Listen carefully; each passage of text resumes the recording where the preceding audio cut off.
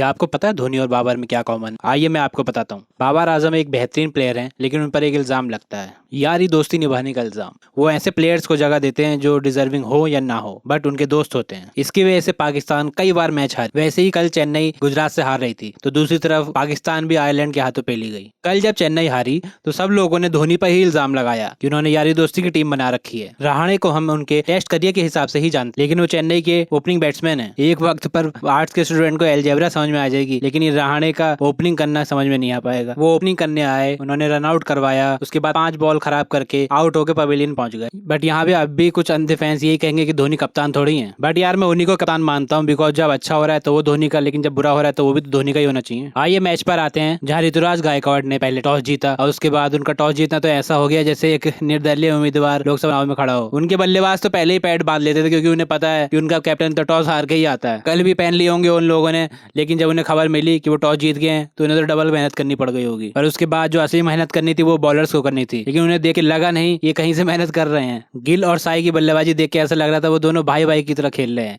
दोनों बिल्कुल आस पास में बिल्कुल एक जैसा रन बना के खेल रहे थे, और दोनों एक जैसे ही लगातार पिटाई कर रहे थे सीएसके की, और दोनों ने ही एक जैसे ही अपनी हाफ सेंचुरी पूरी करी और वैसे ही एक फुल 100 मार के टीम को एक अच्छे स्कोर पे खड़ा कर दिया। सीएसके की बॉलिंग देख के तो कहीं से लग ही नहीं रहा था कि ये वही गेंदबाज हैं जो पंजाब के खिलाफ अभी बॉलिंग करके आए हैं। ऐसा लग रहा था कि जैसे धर्मशाला में तो इन्हें पेमेंट मिली थी, लेकिन आज के मैच के लिए इन्हें पेमेंट ही न दी गई हो कि फ्री में कोलैब कर लो। चलो हैदराबाद वाले करे तो समझ में आता है, लेकिन गिल और साई सुदर्शन ने 210 की पहली विकेट के लिए पार्टनरशिप खड़ी कर दी। गुजरात ने 231 बनाए और जीतने के लिए मिला 232 का टारगेट। चेन्नई 232 का टारगेट था चेन्नई के लिए, थोड़ा सा इम्पॉसिबल सा था। बट हमें तो चेन्नई और गुजरात का पिछले साल का फाइनल मुकाबला याद है, जिसमें आखिरी 2 गेंद पर 10 रन रह गए थे, लेकिन जिसमें जद्दू भाई ने चौका मार के जिता दिया। इसलिए हमें लगा कि शायद आज भी कोई करिश्मा हो जाए, लेकिन रहाणे भाई से पीछे ही नहीं जुट रहा है। जब प्लेइंग 11 में उनका नाम नहीं था तो हमें लगा शायद उनको पिछले मैचों की परफॉर्मेंस की सजा मिली है और उन्हें तो मजा ही आ गया। फील्डिंग के टाइम बैठा के उन्हें बैटिंग दे दी गई। कोई लॉजिक समझा सकता है तो कमेंट करके बताना। कल तो ऋतुराज गायकवाड़ को ओपनिंग से ही हटा दिया और सचिन रविंद्र को ओपनिंग करवाई गई, और साथ में रहाणे जो नूडल्स चढ़ाकर ओपनिंग पर आते हैं